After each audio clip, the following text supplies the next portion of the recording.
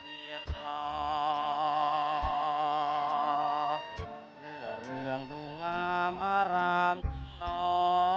มมวลไม้อยู่ชอบก่อร้วนต่างกะลางตา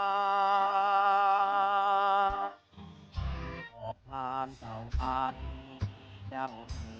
อ๋ยรุ่งดาวเจ้าเอ๋ยออกงาม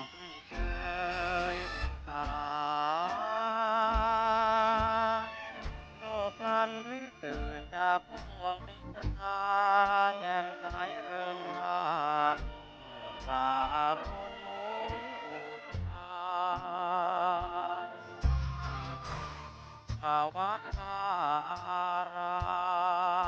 มทั่วเขตที่ทามเหลืองอาจจะมองใกล้ไกล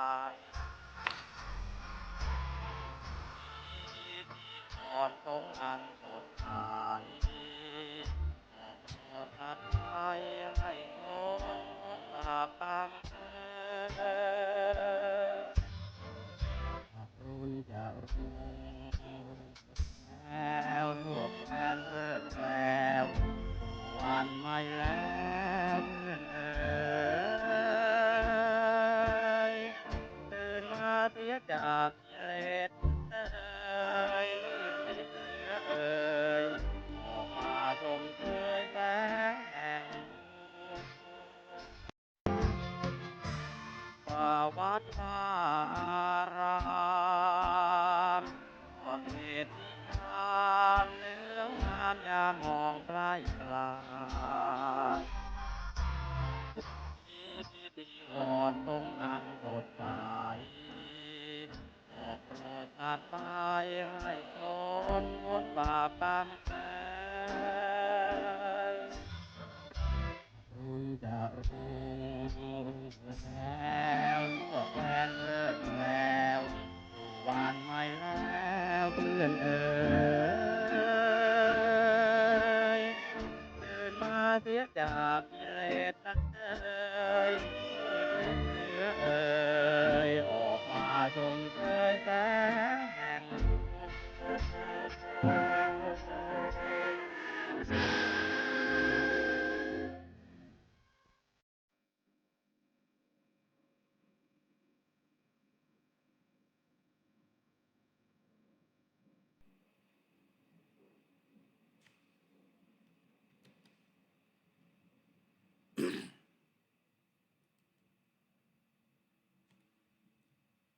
เจริญพรท่านสาธุชนทั้งหลายรายการธรรมทานจากวัดพุทธปัญญาเมืองพอมานารัฐแคลิฟอร์เนียประเทศสหรัฐอเมริกาวันนี้ก็ได้ทราบข่าวการมรณภาพของท่านอาจารย์ดร.พระมหาทองรัตน์รัตนวรรณโนท่านอาจารย์ทองรัตน์รัตนวรรณโนนั้นมีความสนิทสนมกับคณะสงฆ์วัดพุทธปัญญามีความสนิทสนมกับญาติโยมชาววัดพุทธปัญญาส่วนใหญ่เพราะท่านเคยมาจำพรรษาและแวะเวียนมาที่นี่เป็นเวลาหลายปีการมาปรากฏตัวของท่านไม่มีพิธีรีตองแต่ประการใดถ้าท่านสะดวกท่านก็จะมาเพื่อให้ทุกท่านได้ทราบถึงกำหนดการที่เป็นประโยชน์ก็คือทางวัดพระปฐมเจดีย์ราชวรมหาวิหารจังหวัดนครปฐมโดยศพของท่านตั้งอยู่ที่ศาลาหนึ่งกำหนดการวันที่10 พฤศจิกายน 2568 พิธีรดน้ำศพเวลา 16.00 น.ก็คงจะเสร็จสิ้นไปแล้วสวดพระอภิธรรมเวลา 18.00 น.แต่ก็คงจะเสร็จสิ้นไปเช่นกันและวันที่11 ถึง 12 เวลา 18:00 น.ก็จะมีการสวดพระพิธรรมพอวันที่13พฤศจิกายนก็สวดพระพิธรรมเหมือนเดิมแต่ว่าเลื่อนเป็น 18:30 น.พอวันที่15เวลา 10:30 น.ถวายภัตตาหารเพลพระสงฆ์10 รูปประชุมเพลิงเวลา 16:00 น.อันนี้ก็เป็นกำหนดการเป็นที่แน่นอนฉะนั้นหลายท่านที่เข้ามาในรายการที่เคยรู้จักสนิทสนมกันเขียนคำว่าขอถวายอาลัยแด่พระมหาทองรัตน์รัตนวโนหรือถวายอาลัยแด่ท่านอาจารย์ก็ได้ทั้งนี้เนื่องจากท่านอาจารย์นั้นมีความสนิทสนมกันกับทางวัดพุทธปัญญาท่านมาจำพรรษาหลายปีคือเมื่อไหร่คิดถึงท่านก็จะมาทีนี้ท่านก็ให้เหตุผลว่าเจ้าวาดใจดีมีเมตตากับท่านความจริงแล้วพระสงฆ์ทุกรูปไม่ว่าจะเป็นพระผู้ใหญ่พรรษามากหรือพรรษาน้อยก็ให้ความเคารพนับถือดูแลอุปถากได้อย่างดี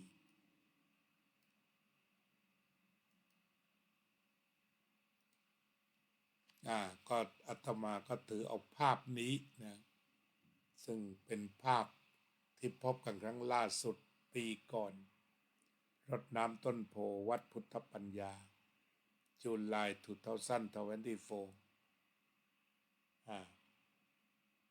อันนี้ก็เป็นภาพที่ถือว่าพร้อมเพรียงชัดเจนที่สุดนั่งถัดจากอาตมาแล้วก็ดร.ประมามพรท่านสวัยท่านจรินก็ถือว่าปีนั้นบรรดาจอมยุทธทั้งหลายจากทิศต่างๆมาพบกันท่านดร.พระมหาทองรัตน์รัตนวโนมีความเก่งที่สุดคือเรื่องกลอนสามารถที่จะแต่งกลอนได้ภายในไม่กี่นาทีเป็นนักกลอนแหวนเพชรของชมรมอะไรสักอย่างในประเทศไทยและความจริงเรื่องนี้ก็เป็นที่ประจักษ์โดยทั่วไปอันนี้ก็คือจุดเด่นของท่านประการต่อมาการแสดงธรรมได้สนุกสนานสมัยก่อนสมัยอาจารย์พยอมดังๆก็ประกอบกันได้โดยท่านก็ได้ออกเทปเป็นที่นิยมของบรรดาประชาชนทั้งหลายพุทธศาสนิกชนคือท่านแสดงธรรมได้อย่างดีแล้วก็มีบทกลอนต่างๆเรื่องสำคัญเช่นเรื่องวิปัสสนาญาณต่างๆท่านก็ได้เขียนเป็นกลอนเอาไว้แล้วก็คงจะมีหนังสือแจกโดยทั่วไปเวลาไปไหนญาติโยมก็ถวายปัจจัยท่าน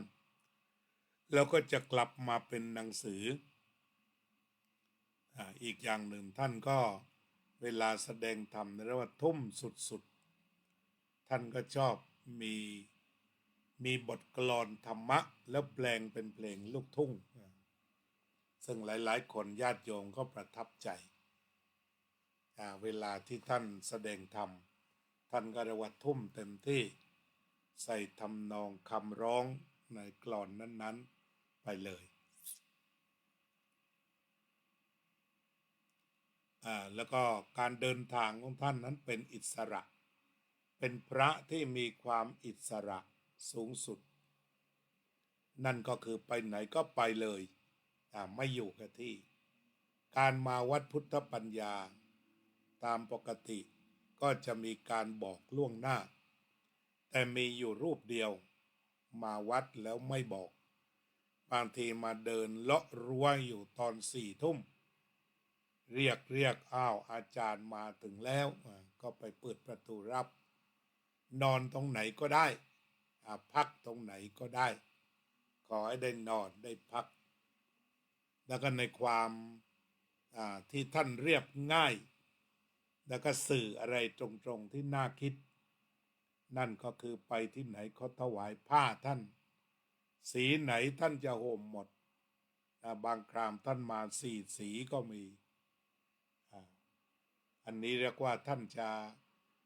ซื่อๆแล้วไม่ติดกับกฎเกณฑ์เพราะท่านบอกว่ากฎเกณฑ์มันก็เหมือนกรงถ้ากรงมาขังคนแล้วไม่ได้เพราะฉะนั้นกฎเนี่ยอย่านำกฎอย่าออกกฎอย่านำกฎมาขังคนท่านจึงเป็นพระที่อิสระในการเดินทางในการพูดในการนุ่งห่มซึ่งบางทีญาติโยมบางทีญาติโยมเห็นแล้วในการที่ท่านนุ่งห่มแบบนั้นเหมือนกับไม่ศรัทธาแต่ว่าท่านก็ยืนหยัดที่จะนุ่งห่มแบบนั้นว่าได้รับจีวรมาจากท่านผู้มีศรัทธา ไปสำนักวัดจีนเขาก็ตัดเสื้อให้ท่านมางั้นส่งกางเกงมาท่านก็เอาทั้งเสื้อทั้งกางเกงมาวัดพุทธปัญญาเราก็ถวายจีวรท่านก็ห่มจีวรที่เราถวายการกินการอยู่นั้นสะดวกฉันง่ายๆฉันนิดๆไม่ฉันเยอะแล้วก็แม้ท่านจะใช้โทรศัพท์เป็นแต่ท่านก็ไม่ค่อยโทรหาใครหรือเป็นคนที่ไม่รับโทรศัพท์ไปไหนไปเลยมีบ่อยครั้งที่ท่านเข้ามาอยู่ในวัดพุทธปัญญาแล้วจะเดินทางไปรัฐอื่นเนื่องจากอายุมากมีญาติโยมหลายคนว่าจะไปส่งท่านไปรับท่านที่สนามบินแต่ท่านเก่งสุดขีดเก่งกว่าพระทั้งปวงคือเรียกอูเบอร์มาส่งที่วัดเรียกแท็กซี่มาส่งที่วัดบางทีมันก็เก็บเอาตามมิเตอร์นั่นแหละ50-60 ดอลลาร์ท่านก็ไม่เสียดายให้การเดินทางมันไปถึงบางทีมาจาก LAX ก็เป็น$100ท่านก็จ่ายมาถึงไม่รบกวนใครแต่ชีวิตของท่านผู้อิสระแล้วก็จะเห็นได้ว่างานในระดับโลกท่านเคยนำบาตรไปถวายโป๊ปที่วาติกันอย่างที่ท่านดร.พระมหานรินโทปริญญาเก้าได้กล่าวไว้ว่าบ้านหลังที่1ของท่านก็คืออยู่เมืองไทยบ้านหลังที่2คือวาติกันท่านสามารถเดินเข้าเดินออกไปพักที่สำนักวาติกันของศาสนาคริสต์ได้ด้วยการที่ท่านเป็นผู้เปิดใจแล้วก็ปรับตัวได้ดีฉะนั้นไปที่ไหนก็ไปได้อยู่ได้กินได้ทุกสิ่งทุกอย่างไปหาเอาข้างหน้าปัจจัย4ไปหาเอาข้างหน้าตอนนี้เราก็รู้กำหนดการเอาไว้แล้วว่าก็คงจะมีการประชุมเพลิงท่าน15 พฤศจิกายนความตั้งใจเดิมของท่านที่คุยกันจนใครฟังแล้วก็เสียวสั่นสะท้านกันไปท่านบอกว่าท่านจะตัดหัวไปฝังไว้ที่วาติกันส่วนตัวจะฝังไว้ที่เมืองไทยเรียกว่าญาติโยมบางคนฟังแล้วก็สยองเลยแล้วก็ท่านพูดจริงๆจังๆว่าจะไปอย่างนั้นเนี่ยอาตมาก็เบาใจแล้วเพราะว่าจะมีการถวายเรียกว่าถวายเพลิงท่านหรือว่ามีการประชุมเพลิงที่วัดที่นครปฐมดังที่ได้กล่าวมาแล้วดังกำหนดการนั้นก็เป็นว่าไม่ต้องมีใครตัดคอไปส่งที่วาติกันหรือไม่ต้องมีใครเอาตัวกลับไปลำพูนไปฝังก็ชัดเจนว่าเผาแน่นอนอันนั้นก็ถือว่าท่านเป็นคนเรียบง่ายน่าจะตัดปณิธานพวกนี้ออกไปในวาระสุดท้ายของชีวิตวันนี้เป็นวันที่เราต้องถวายคำอาลัย ความอาลัยแก่ท่านทั้งนี้ก็ท่านเป็นพระสงฆ์ที่มีคุณค่าเป็นรัตนวันโนตามคำที่กล่าวนั้นเพราะว่าท่านได้ใช้ชีวิตตั้งแต่อายุ10 กว่าขวบบวชในพระพุทธศาสนาศึกษาบาลีศึกษาจนได้ปริญญาเอกแล้วก็เดินทางท่องไปทั้งอเมริกาและยุโรปเรียกว่าแทบจะไม่เหลือที่ท่านไม่เคยไปเพื่องานเผยแผ่พระพุทธศาสนารักพูดรักเผยแผ่รักสนทนาไม่ยึดมั่นถือมั่นอะไรกับใครแต่บางทีท่านก็พูดอะไรแรงพูดแล้วก็แล้วไปไม่คิดไม่อะไรอีกอันนี้ก็พี่น้องชาววัดพุทธปัญญาโยมจิรารัตน์เกียรติสันติกุลก็เข้ามาหลวงพ่อทองรัตน์มรณภาพแล้วเดี๋ยวดูกำหนดการกันอีกสัก1 ครั้งนะ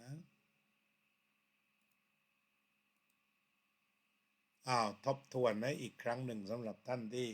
เพิ่งมาหรือบางท่านอยู่เมืองไทยจะไปร่วมก็ได้ก็เป็นว่าวันนี้ผ่านไปแล้วละเมืองไทย10 พฤศจิกายนรดน้ำศพเสร็จแล้วสวดพระพิธรรมน่าจะเสร็จแล้วก็เหลือ11 12ใครจะไปสวดอภิธรรม18 นาฬิกา18 นาฬิกา30 นาที18 นาฬิกา30 นาที15ถวายพระตาหาร 10.30 น.พระ10 รูปแล้วก็ประชุมเพลิง16 นาฬิกาสถานที่จัดงานณวัดพระปฐมเจดีย์ราชวรมหาวิหารจังหวัดนครปฐมศาลา1อันนี้ก็บอกกล่าวแก่ญาติโยมทั้งหลายให้ได้ทราบกันก็ถือว่าท่านได้ตายอย่างสมศักดิ์ศรีในฐานะเป็นพุทธบุตรภายใต้ร่มผ้ากาสาวพัสถ้าเป็นนักรบก็เป็นนักรบชั้นเยี่ยมที่ได้ตายในสนามรบควรค่าแก่การยกย่องเทิดทูนพระสงฆ์ที่บวชมาแล้วส่วนมากก็บวชได้ไม่กี่วันไม่กี่เดือนไม่กี่ปีการที่จะหาพระสงฆ์ที่จะบวชตลอดชีวิตแบบนี้หาได้ยากจึงควรค่าแก่การแสดงความเคารพบูชา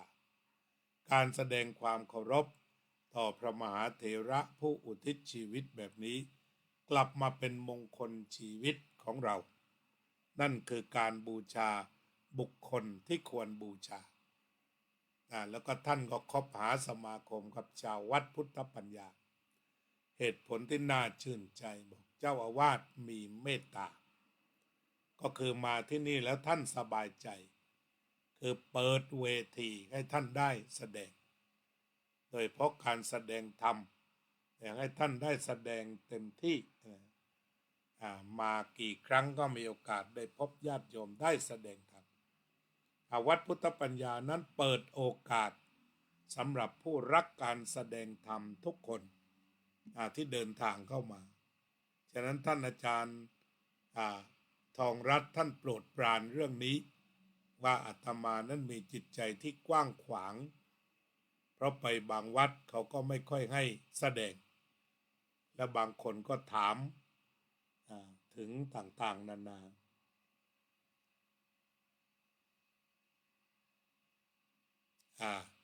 ก็คงจะได้มีการถวายความเคารพท่านในฐานะที่เป็นผู้อุทิศตน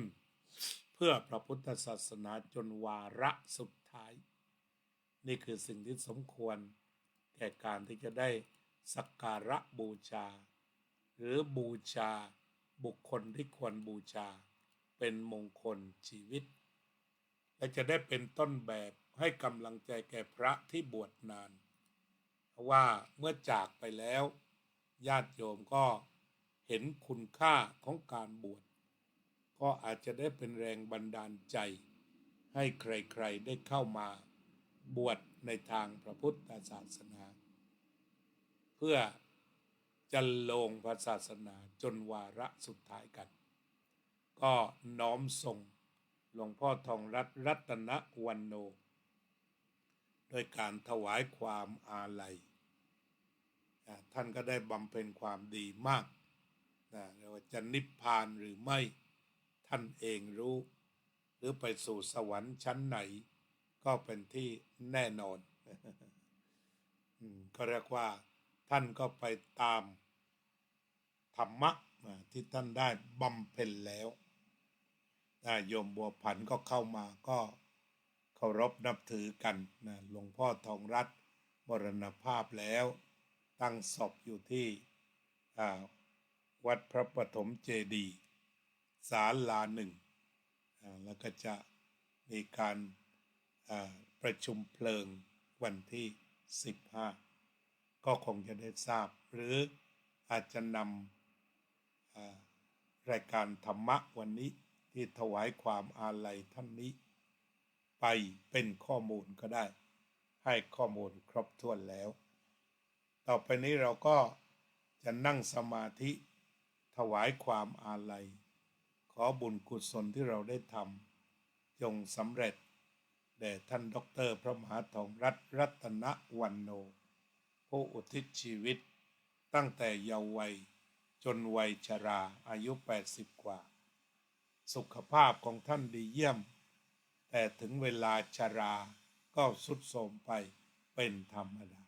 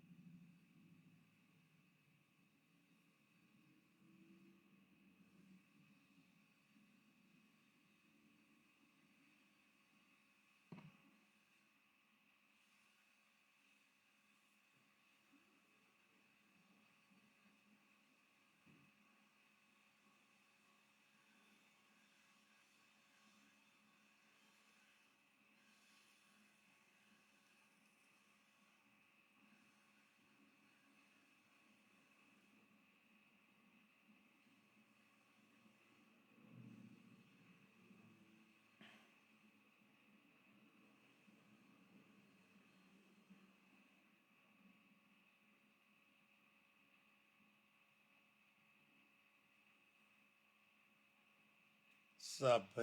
สัตตาสัตว์ทั้งหลายที่เป็นเพื่อนทุกข์เกิดแก่เจ็บตายด้วยกันทั้งหมดทั้งสิ้นอเวราโหนตุจงเป็นสุขเป็นสุขเถิดอย่าได้มีเวรแก่กันและกันเลยอภัยาปัจจาโหนตุจงเป็นสุขเป็นสุขเถิดอย่าได้พยาบาทเบียดเบียนซึ่งกันและกันเลยอานิคาโหนตุจงเป็นสุขเป็นสุขเถิดอย่าได้มีความทุกข์กายทุกข์ใจเลยสุขีอัตตานังบริหารันตุจงมีความสุขกายสุขใจรักษาตนให้พ้นจากทุกข์ภัยทั้งสิ้นเถิดอภิวาทนาสีลิสะนิจจังวุธาปัจจายิโดจัตตารโอธรรมาวัฏันติอายุวันโนสุขังพลัง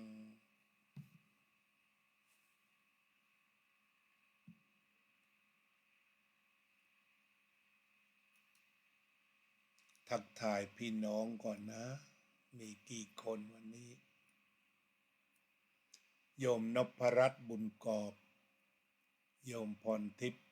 กัญญาพิพัฒน์โยมสุนิตวงศ์สุเทพโยมสปนิกาฉายาลักษ์โยมสมหมายอักษรขำโยมนาฬิกาทรายโยมกัลยาว่องทิพย์คงคาคุณพรทิพย์พุทธรัตน์ถวายความอาลัยท่านพระอาจารย์หลวงพ่อทองรัตน์ค่ะโยมกัลยาว่องทิพย์คงคาถวายความอาลัยหลวงพ่อทองรัตน์ค่ะโยมนพรัตน์บุญกอบถวายความอาลัยหลวงพ่อทองรัตน์ Good Morning Dave โยมสุนิตวงศ์สุเทพถวายความอาลัยแด่พระอาจารย์ทองรัตน์ โยมสุพรรณิกาฉายาลักษณ์ถวายความอาลัยแด่ท่านอาจารย์ทองรัตน์โยมน้อยโยมจิรารัตน์เกียรติสันติคุณโยมวาริณีแท้ขอโยมน้อยถวายความอาลัยแก่หลวงพ่อทองรัตน์โยมจิรารัตน์เกียรติสันติคุณโยมสมฤดีเจ่มจรัสโยมบัวพันโฮลโยมน้อยผมประเสริฐโยมภาวนาโยมพรทิพย์ร่วมภาวนาโยมสุพรรณิกาโยมอุดม โยมอุบลอินทวงศ์ก็คงจะติดงานนะแค่นี้ก่อนเนาะพบกันใหม่เวลาว่างนะตอนนี้บางวันไม่ว่างบ้างไม่สบายบ้างป่วยบ้างมีหลายแนวก็แล้วแต่เหตุปัจจัย